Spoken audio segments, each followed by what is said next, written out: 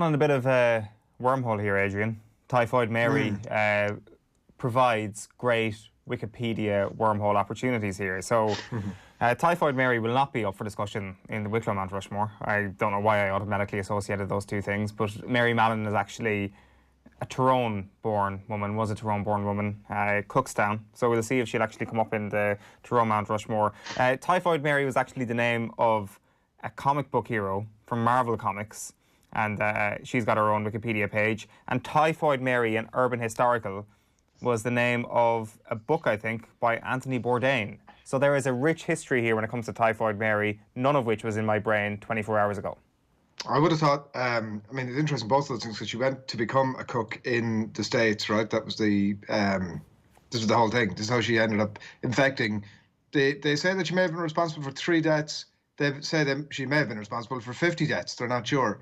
She's from Cookstown, and if Anthony Bourdain, like, it's an unusual thing to be sort of associating yourself with, is what I would suggest. Typhoid Mary not exactly got like the greatest of reputations when it came to anything.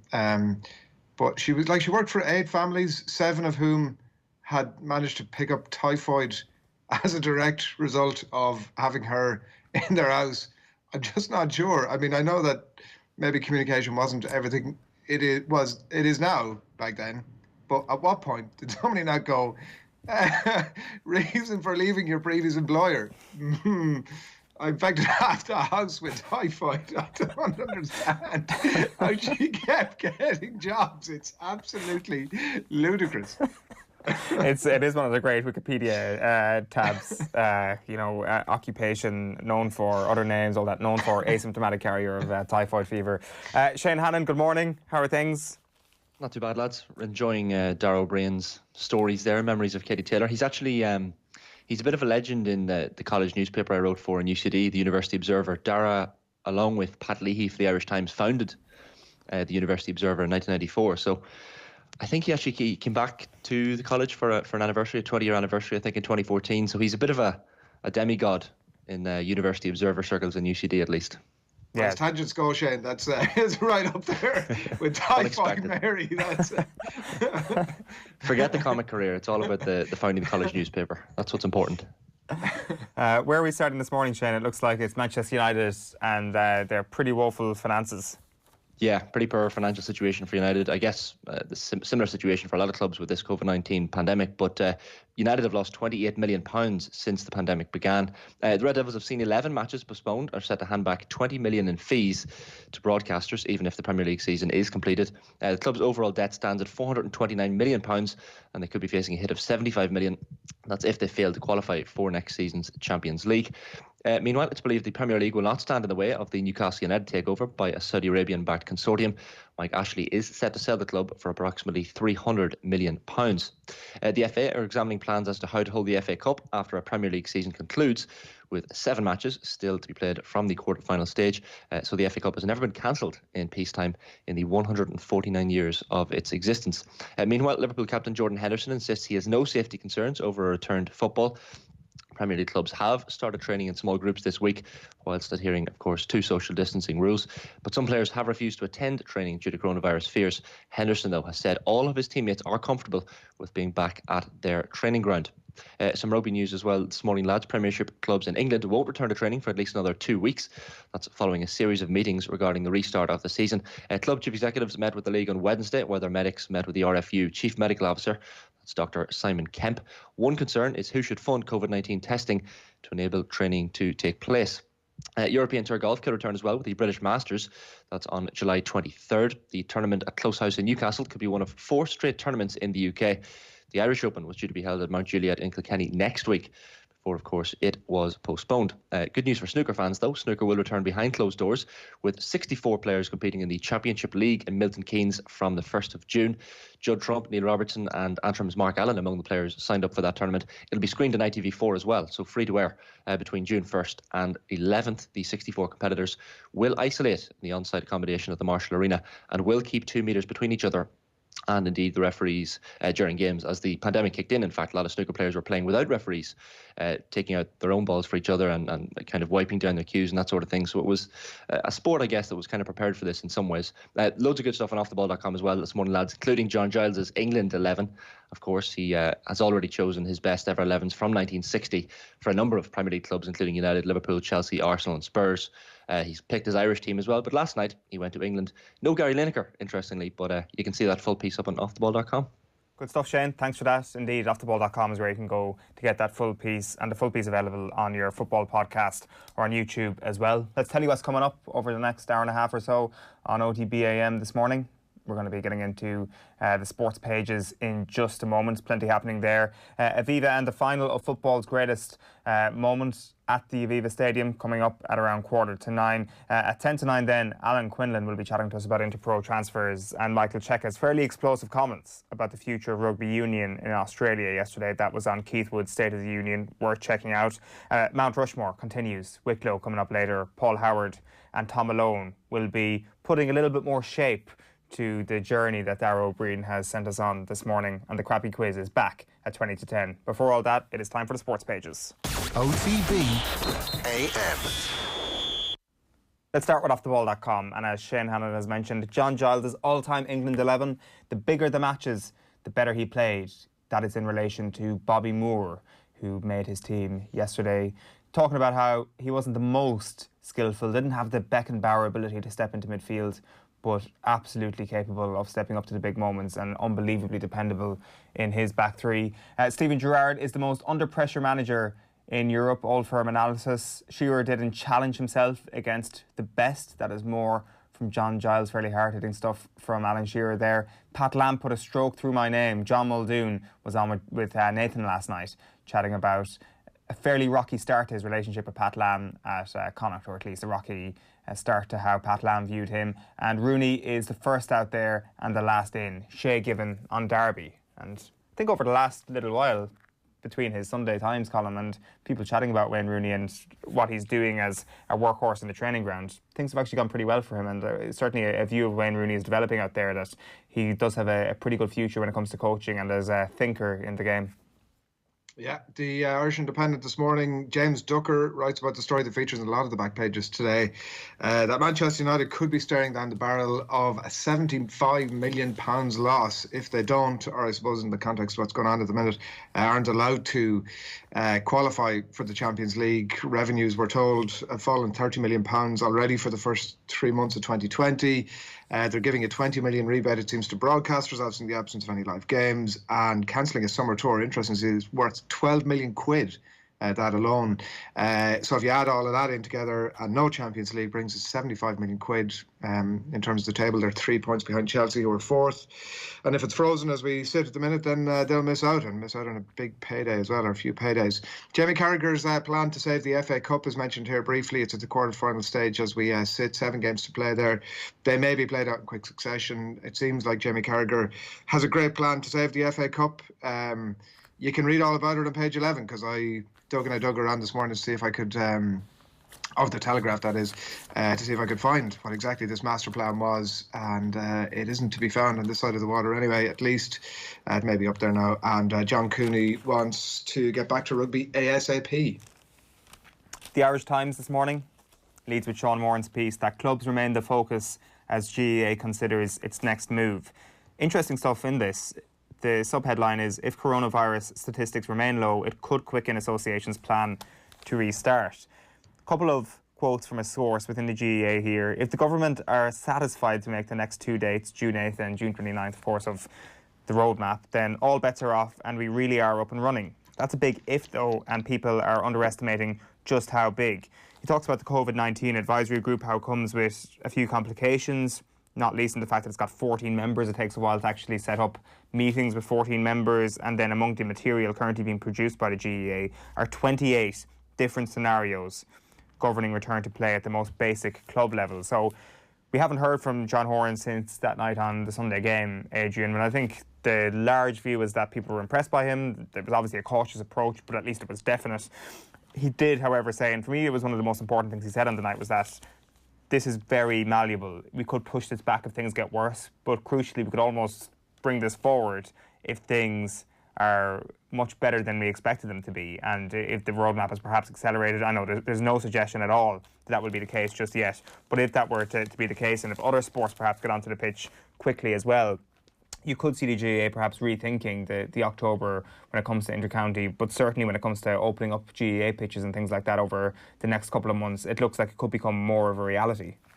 Yeah, it's like I think over the early weeks of this entire thing, when we were having discussions about the return of sport, we were using one brush to sort of address all of them. And what's been very obvious over the last number of weeks has been the fact that each sport will have to have its own rules and regulations as they look to return. Like we'll talk about Sarah Keane a little bit as a piece about the Olympics, summer 2021, and she's saying there should be a limit set at that, and if it can't get back by that time, then don't bother with it. I mean, I would be very much the opposite view. I have to say that I just think that whenever it can get back, whatever the sport may be, then like bring it back. We don't need to be confined by the previous parameters of timelines.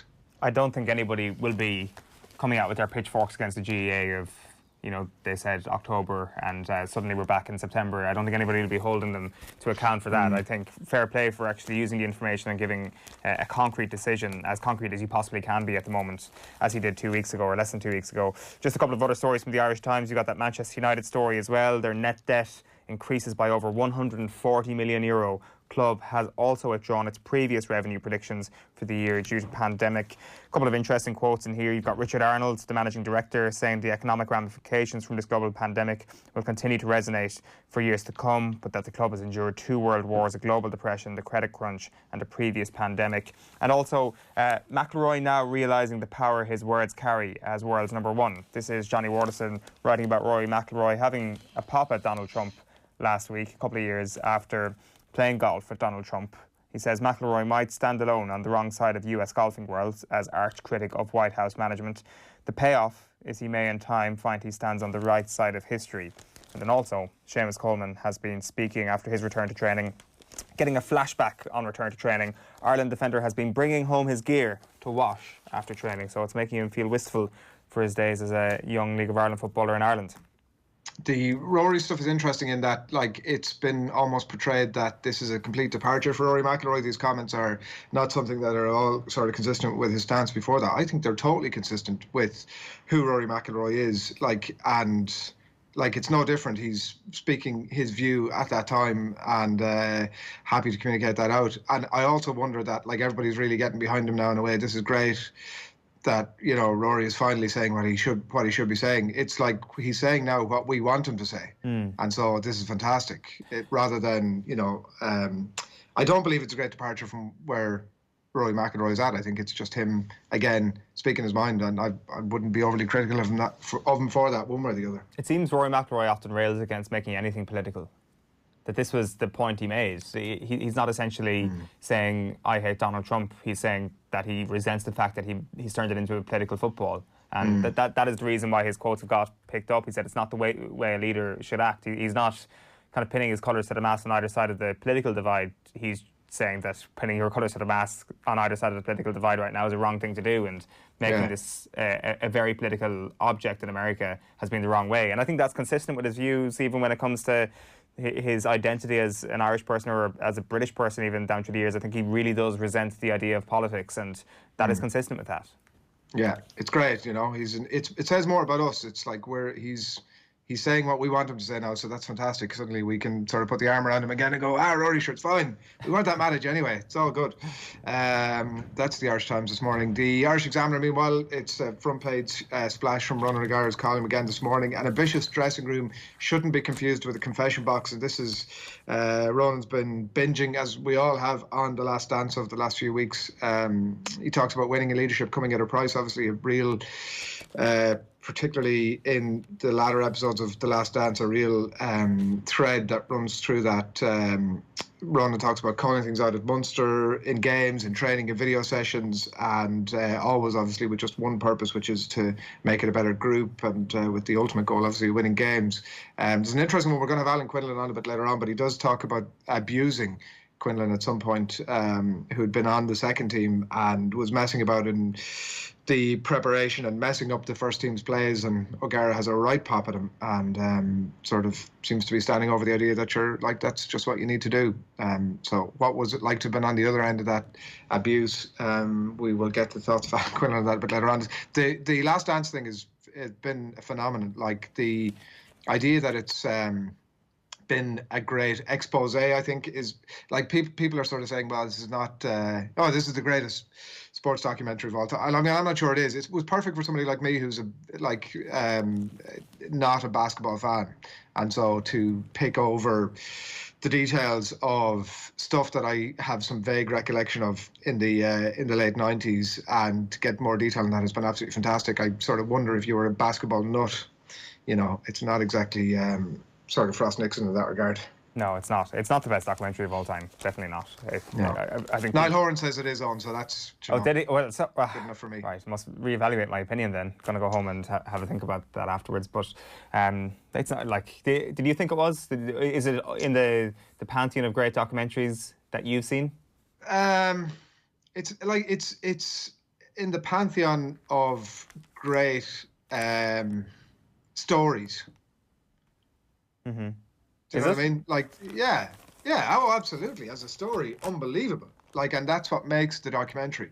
The documentary didn't pick away at any of the scabs and give us this great detail. Like, listen to yourself and Ronan and Kieran and Jarlath over the last few weeks who know what they're talking about. Like, Jarlath specifically would say, I wanted to get more detail on that season or on that story. So, yeah, as a documentary, it's not really... It can't really go down as one of the great documentaries of all time. It's just a great piece of archive, I suppose, now on one of the great stories of all time. Yeah, I think that's a good way of describing it. Like, I think that we've made this comparison so many times on the show, but it's not OJ. It's not When We Were Kings. It isn't in the very, very top tier. I think it's a rung below that, though. I think it's impossible to argue that it's not excellent. It really is, and so enjoyable. Like, what is the thing beyond the pandemic that made it such a global success and an unbelievable social media hit, in your view? Probably the fact that most people had... It's difficult for me to say as not a basketball nut, right? Like, that's my starting point. But a reminder of, like, one of the greatest sports people of all time and, like, the impact that he had on people who would fill similar iconic roles in the years that followed. You could see traits of loads of them in Michael Jordan, and like the influence that he's had, the number that he wore, and how some of the top sports people over the years afterwards have followed suit, like the influence that he's had on them. Like, I think that it would have been, I'm not sure it's a lockdown phenomenon as much as it is a marking of a piece of time that was just bloody incredible, wasn't it? Like, I mean, there was some of the talk about like new footage and stuff like that. I none of it would have made any difference to me one way or the other, whether it existed or not. Like, I hadn't seen it either way.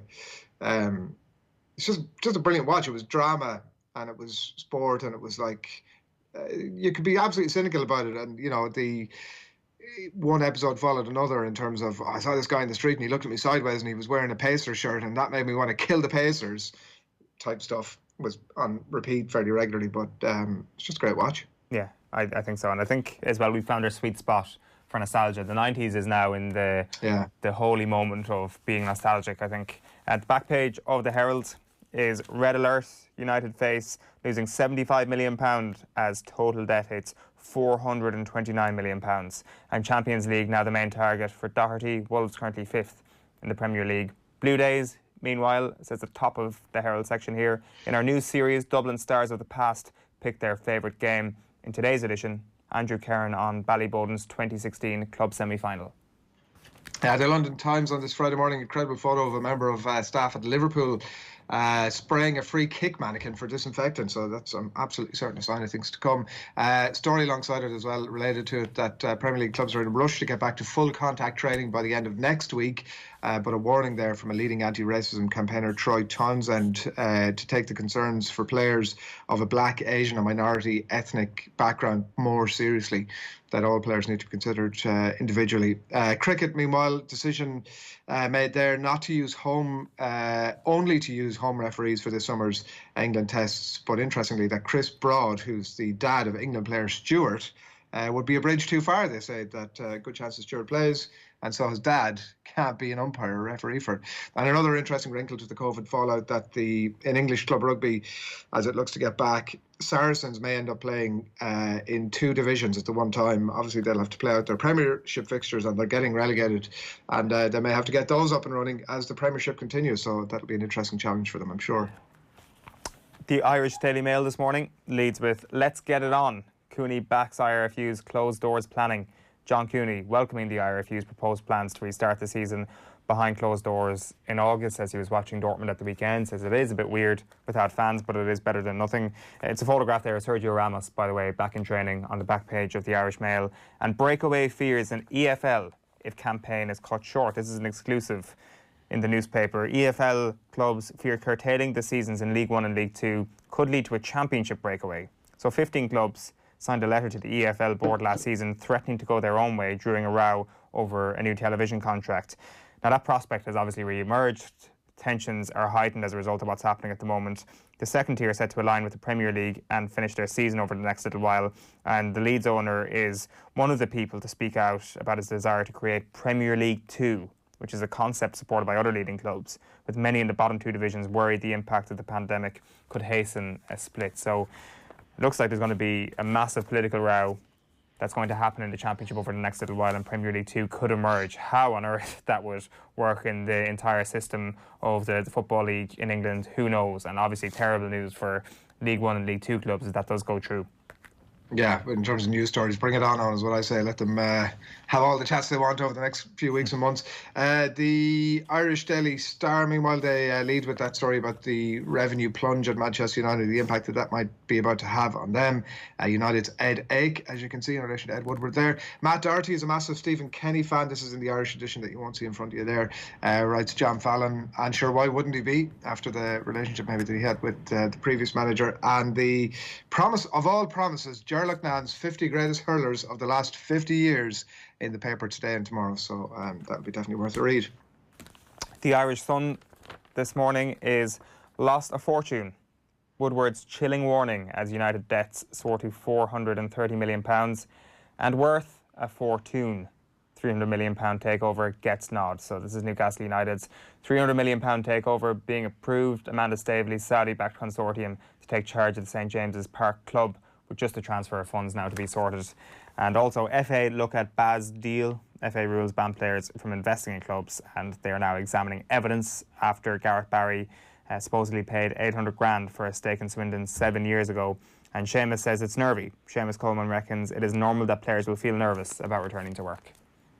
The Irish Mirror this morning, Mick Scully writes about Jonathan Sexton's regrets in relation to the New Zealand loss at Rugby World Cup last year. He says that Ireland had been planning to play the All Black sides that they'd beaten in 2017 and 18, and then an altogether different team arrives on the scene. It seems odd that they might not have paid more attention to the more recent New Zealand games, including those at the World Cup, but no, it seems that they were planning to play a slightly different team. And also thoughts from Sexton on the lockdown and how it's in relation to his retirement at some point, that lockdown brings it into clear focus that he doesn't want to retire anytime soon. That I know Ken McManaman had said as well a number of weeks back. And that story I mentioned a bit earlier on, Sarah Keane, who's the Olympic Federation of Ireland president, saying that the Olympics should have one shot to make summer 2021 work, and if that doesn't happen, then just pull the plug. The back page of the Telegraph this morning is battle on to save FA Cup from being cancelled. 7 matches need to be fitted into crowded restart. Club's priority is finishing Premier League campaign. And Adrian, you were looking for Jamie Carragher's FA Cup fix earlier on. It is carried in the Daily Telegraph this morning. I'll just go through it here for you, because I'm sure you've teased everybody with what this might be, and you left them out in the cold. I read the pieces on the back page of the Telegraph, and I read it and I read it and I read it. And, yeah, it was a great piece of writing. Jamie Carragher, my plan to save FA Cup, an 8-day mini World Cup to climax the season. I would love to see the season's FA Cup rescheduled to resemble the final stages of a World Cup, writes Carragher in the Telegraph this morning. All remaining games played after the conclusion of the Premier League. Imagine this. Quarter-finals could be played on the Friday and Saturday after the last Premier League weekend. Midweek semi-finals could then immediately follow, and then the final. The competition concluded in 8 days. It would be a thrilling finale to a season, which in the Premier League at least is all about the top 4 and relegation places, once play resumes. Which is actually a very fair point. That's part of the reason why the FA Cup sometimes gets diminished in its importance is that there are other priorities. There is a much bigger priority in the Premier League, especially for teams looking to go to Europe or looking to avoid relegation, and that this thing just falls by the wayside. If this is actually organised for after the season, you could have a new precedent where this could be the way of reinvigorating the FA Cup. Don't know how safe it is, but I mean, as a concept, it makes a lot of sense. What's the lack of safety? The well, are you spending games? more time in people's company over a shorter period of time? I mean, I don't know, maybe the gap of whatever it is, 24, 48 hours makes all the difference, even in terms of the logistics around it with spending time with your teammates and stuff. I'm not sure, maybe they all just go to the four corners afterwards and then reconvene for the match only. But yeah, interesting concept, yeah. Go on. Yeah, I was just about to say, you've got one more story for us in The Guardian today about... Yeah, Guardian's a great section today, a feature interview with Jurgen Klopp there, windswept Jurgen Klopp, and your football is to be mirrored by your soul, it says there. I wonder what it says about the likes of Tony Pulis or Louis van Gaal.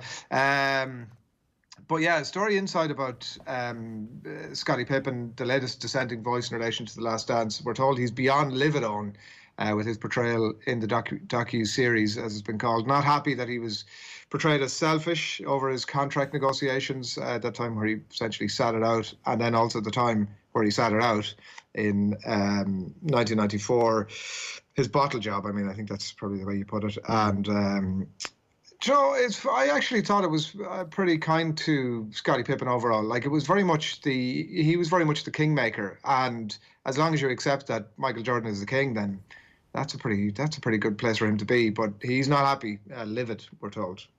I'd agree with you. I think that livid is way too strong. I think that it was a pretty sly dig from Jordan to call him selfish at the end of episode 1, I think, or maybe the end of episode 2. It was certainly very early on. I thought, that's not cool. But like, that's between them. That's between Jordan and Pippen to sort that out. And I think that, like, I saw Mike Greenberg of ESPN tweet the other day saying something similar, and the director of the documentary got back to him on Twitter saying, in what way is it unfair on Scottie Pippen? Like, he was interviewed for the documentary, Michael Jordan was interviewed for the documentary, they both had an opportunity to put forward their sides of the story. And for me, that doesn't give you any excuse to be livid, especially when selfish is the worst thing that was said about you. You can be a little bit annoyed that Jordan said it, but don't be annoyed of your depiction in the documentary, you know? Yeah, look, fair point. The only thing I would think is that, they kept obviously passing the tablet over to Michael Jordan to have a look and see. I'm mixing him up with his coach here and somebody else. To see, here's what this guy said about you. Like, did they do that around the selfish comment? That's a good point, actually. I don't think they did, actually. I think... Like, that might have been a fair opportunity to say, well, listen, here's my response to that. The Scottie Pippen one, from recollection, did seem to be shot in all one go, as did the Steve Kerr one, whereas obviously MJ would appear with, like, in various different locations, in various different states of dress. There was obviously 14 different interviews done with him, so maybe there's just more of an opportunity. But yeah, I don't know. As I said earlier, it's like not really an expose. Overall, I thought Scottie Pippen came out very well out of it. Yeah, so did I. I think that there's a whole new wave of people who are Scottie Pippen fans as a result of that, because there is going to be huge amounts of people who really dislike Michael Jordan after it. Personally, I like him a lot more, but a lot of people will be like, I don't really like his style of dealing with his teammates, and that will help you improve your relationship as a viewer with Scottie Pippen, I would have thought. Yeah, and he's entitled, by the way, to say that one of his teammates was selfish at that time. Like, as a teammate, he felt that he was pulling against the team at that time. He's entitled to say that. Absolutely. One last newspaper this morning, and it's the Irish News. Clark, time for Team Ulster.